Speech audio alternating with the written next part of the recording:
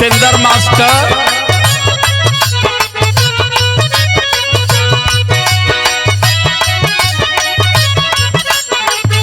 वाह वाह।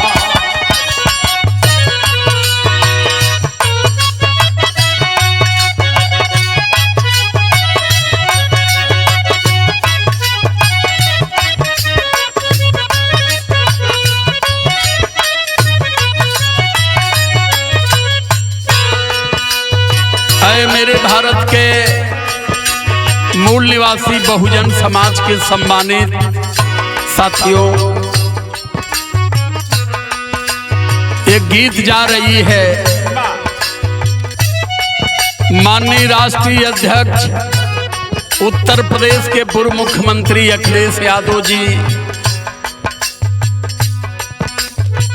की बिटिया आदित्य पर जो आपत्तिजनक टिप्पणी कर दी गई। क्यों की गई? क्योंकि टिप्पणी करने वाले ये कभी नारियों का सम्मान नहीं समझ पाए। बाबा साहब अंबेडकर हिंदू कोड बिल बना करके इस देश में नारियों का उत्थान किया, नारियों का कल्याण किया। उस हिंदू कोड बिल के भी खिलाफ इन लोगों ने बाबा साहब अंबेडकर का पुतला दहन किया। इस देश में नारी जात को पढ़ने का अधिकार, सम्मान से जीने का अधिकार नहीं होना चाहिए। और वो शूद्र समाज के नहीं, सभी समाज के, संपूर्ण भारत के नारियों को, चाहे वो ब्राह्मण समाज की हो या क्षत्रिय समाज की हो। मैं देख रहा हूँ यूट्यूब पर बहुत सारी हमारी बहनें सवर्ण समाज की तरह तरह की बातें कर रही है, टिप्पणी कर रही हैं, बाबा साहब अंबेडकर के अनुयायियों को नीले कबूतर कर रही हैं। लेकिन ऐ मेरी बहनों, एक बात सुन लो, बाबा साहब अंबेडकर अगर नहीं होते तो जो तुम लोग छटक रही हो, आज किसी घर की चार दीवारी की किसी कोने में गुलाम बन करके बैठ जाती। तुम्हारे बाप दादाओं ने कभी तुम लोगों को सम्मान से जीने का अधिकार नहीं दिया।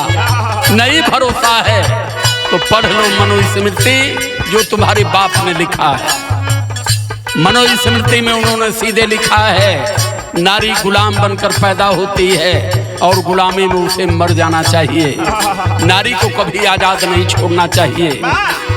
तुम्हारे बाप दादाओं ने लिखा है, नारी जब पैदा होती है तो भाई और मायके में भाई भौजाई के अधीन होती है, ससुराल में पति अर्थात सास ससुर के अधीन होती है, और बुढ़ाई में बेटा और बहू के अधीन होती है। लेकिन इस भारत की धरती पर पैदा होकर के महामानव, महान व्यक्तित्व के धनी बाबा साहब अंबेडकर ने करोड़ों नारियों का उत्थान कर दिया। और आज तुम लोग बाबा साहब अंबेडकर के अनुयायियों को नीले कबूतर कर रही हो। बाबा साहब अंबेडकर हिंदू कोड बिल नहीं लिखते तो इंदिरा गांधी कभी इस देश की पीएम नहीं बन पाती, सुषमा स्वराज कभी विदेश मंत्री नहीं बन पाती। इस देश में जितनी सवर्ण बहनें आज शासन प्रशासन में एमपी एमएलए विधायक बनी हैं, ये केवल देन है तो बाबा साहब अंबेडकर की है। मानव हो, एक दिन धरती छोड़ देना है, लेकिन मानवता की तहजीब में जो तुम्हारे साथ लड़ा उसका अपमान मत करो। गीत हमारी बता रही है,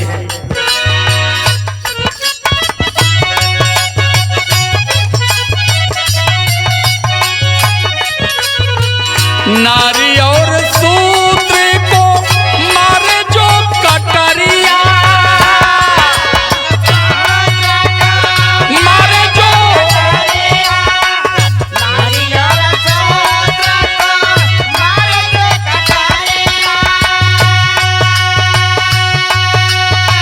नारी और शूद्र को मारे जो कटरिया, दर्दिया कैसे करी है हो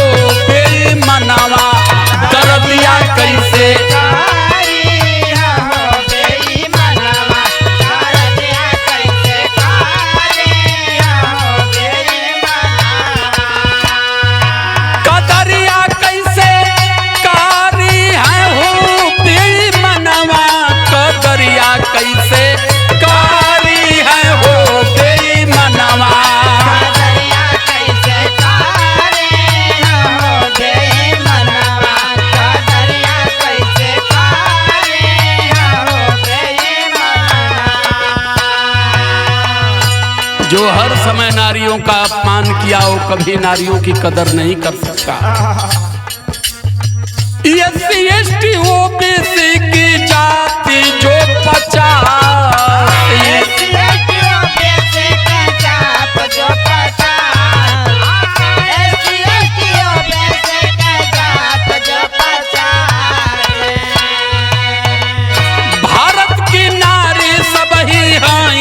मूल निवासी।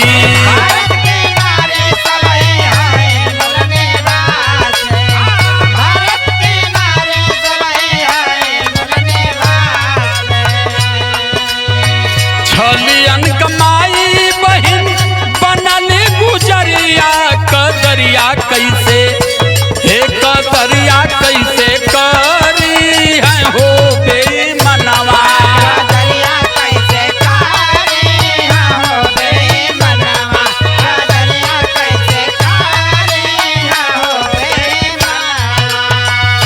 पुरातन इतिहास के तरफ चल रहा हूँ और विदेश से आए साथ में नारियों को लेकर के नहीं आए। यही भारत के मूल निवासी समाज के नारियों से इन लोगों ने शादी विवाह रचाया, यही परिवार बसाया। इसलिए इन लोगों ने अपने मनुस्मृति में कहा कि नारियों को शिक्षा से दूर रखो, क्योंकि अगर हमारे घर की भी बेटियां, हमारी भी नारियां पढ़ी लिखी हो गई तो कहीं अपना इतिहास जान गई तो हमारा पतन हो जाएगा। रियल इतिहास है ये है, इतिहास को जानो। फिर लाइन कहती है यही बातें छलिए सारा ग्रंथ जब रचा।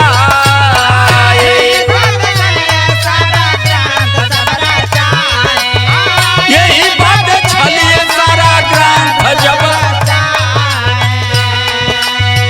शिक्षा से वंचित नारी शूद्र को पता।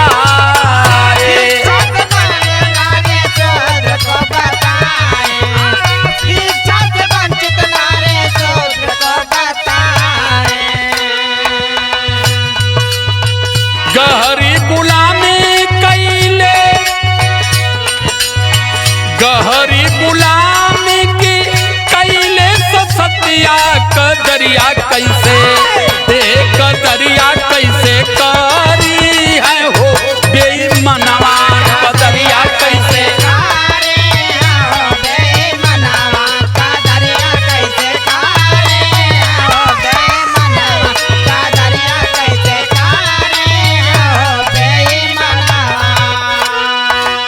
गुलामी की रस्सी में भारत की संपूर्ण नारी समाज को शूद्र के नाम से इन लोगों ने बांध दिया। लेकिन धन्य हो परमपिता पूज्य बाबा साहब अम्बेडकर, जन्म जन्मांतर तक जब तक ये धरती और आसमान रहेगा आपका गुणगान इस धरती पर होता रहेगा, क्योंकि आपने इस देश में एससी एसटी ओबीसी के साथ नारी और संपूर्ण मानव समाज को आपने सम्मान का जीवन दिया और आधीनता से स्वाधीनता की तरफ लाया। लेकिन आज भी हमारे ही समाज के लोग बाबा साहब अम्बेडकर की दी हुई कमाई को तो खा लिए, लेकिन गुणगान उनका कर रहे हैं। फिर लाइन कहती है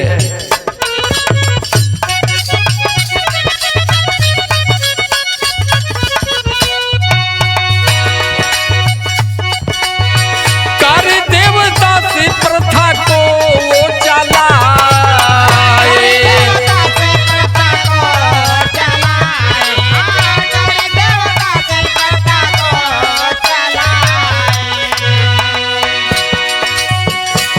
शुद्धिकरण अपन वासना बुझाए।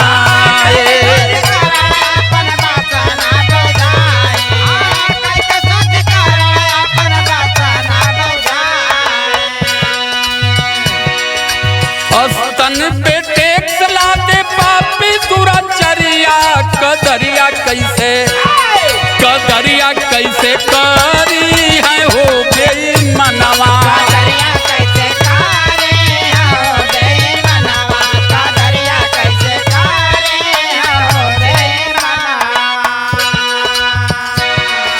शुद्धिकरण व्यवस्था इन लोगों ने लाया, अंग्रेजों ने हटाया।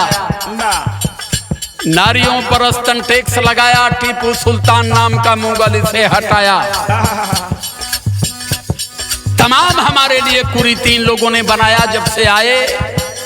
एक तो बाबा साहब अम्बेडकर को धन्यवाद करते हैं कि इनके आने के बाद जो भारत का शानदार कॉन्स्टिट्यूशन बाबा साहब अम्बेडकर ने मानव समाज के हित में दिया, सारे लोगों का जीवन बदल गया। लेकिन ऐ मेरे मूल निवासी समाज के लोगों, मत बटो जातियों में, मत बटो दलों में, एक हो जाओ और समझो अपनी आधीनता को।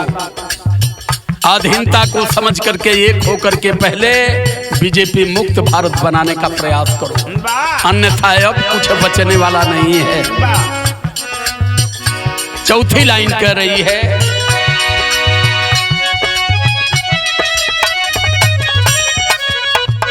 नारी और शूद्र हिंदू धर्म में या छूती बा। इनके ग्रंथों के अनुसार, इनके मनोस्मृति के अनुसार, इनके विचारधारा के अनुसार भारत की संपूर्ण नारी और शूद्र ये अछूत है, ये शुद्ध नहीं है। गीत जो संकेत कर रही आदरणीय सूर्यभान जी लिखते हैं, नारी और शूद्र हिंदू धर्म के अछूती बा।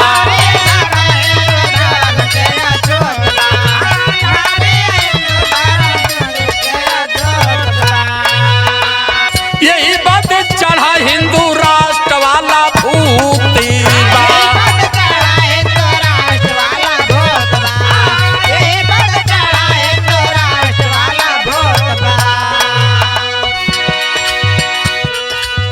खट के संविधान इनके,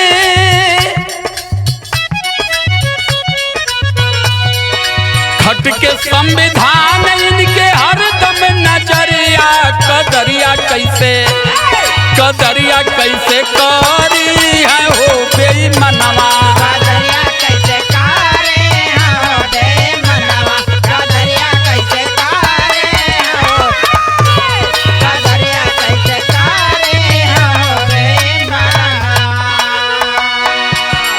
तौर से 6500 जातियों में सबसे ऊंच जाति इन लोगों ने यादवों की बना दिया। यादवों की गति क्या हुई? ऊंच जात वालन का, जो उन सबसे ऊंच व नीचन का बातें छोड़ा, भाई ऊंच जात वालन को छोड़ सुना। कुर्सी धोइले नारी मूत्र छिड़कई,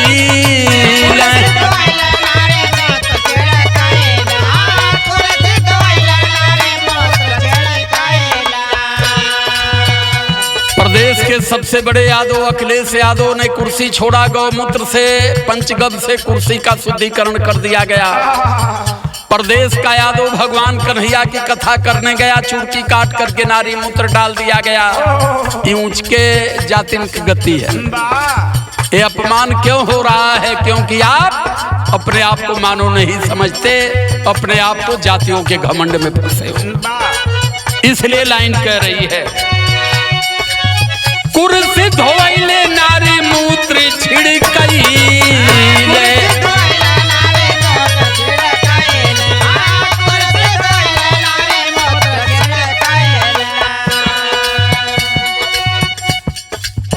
आदित्य बिटिया की,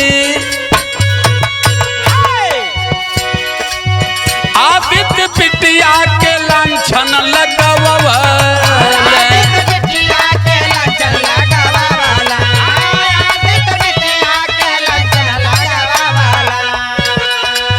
एक मुख्यमंत्री की बेटी, पढ़ी लिखी बेटी जो विदेश में शिक्षा ग्रहण की, सिर्फ अखिलेश यादव जी ने कह दिया कि भगवान राम के मंदिर से रुपए की चोरी हो गई और राम को ढोने वाले, राम की सेवा करने वाले ही राम के धन को उठा लिए। इसलिए गधे इतनी बड़ी टिप्पणी उस बेटी पर कर दिए। और मैं एक चीज बताना चाहता हूँ, बेटी किसी समाज की नहीं होती है, बेटी श्रेष्ठ दायिनी है, बेटी जगत दायिनी है। किसी समाज समुदाय की बेटी हो पेटी पर टिप्पणी करने वालों पर दंडात्मक और कड़ी कार्रवाई होनी चाहिए। अगर बेटी न हो तो ये संसार न हो। इसलिए लाइन कर रही है, आदित्य बिटिया पर लंछन लगावेले,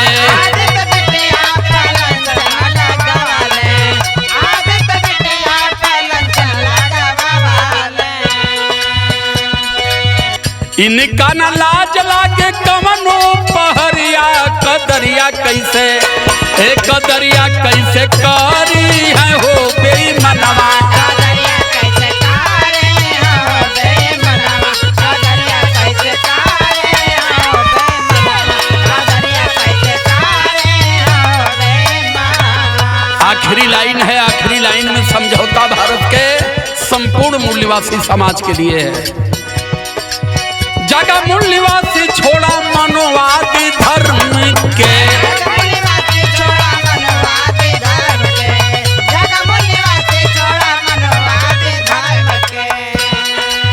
धमकी शरण में आवा जागी तब कर्म के,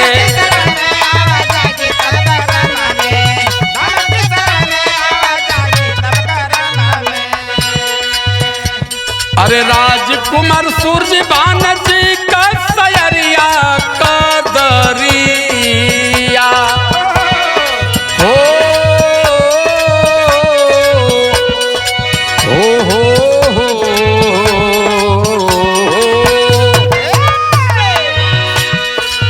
राजकुमार सूरजबान का जग सयरिया, कदरिया कैसे कदरिया कैसे करी है हो बेईमानवा,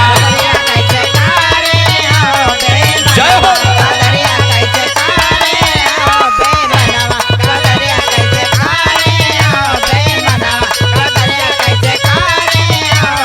हाँ, कदरिया कैसे हो बेईमानवा, कदरिया कैसे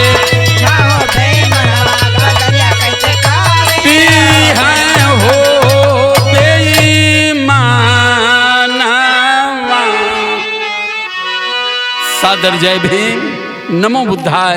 बहुत बहुत साधुवाद।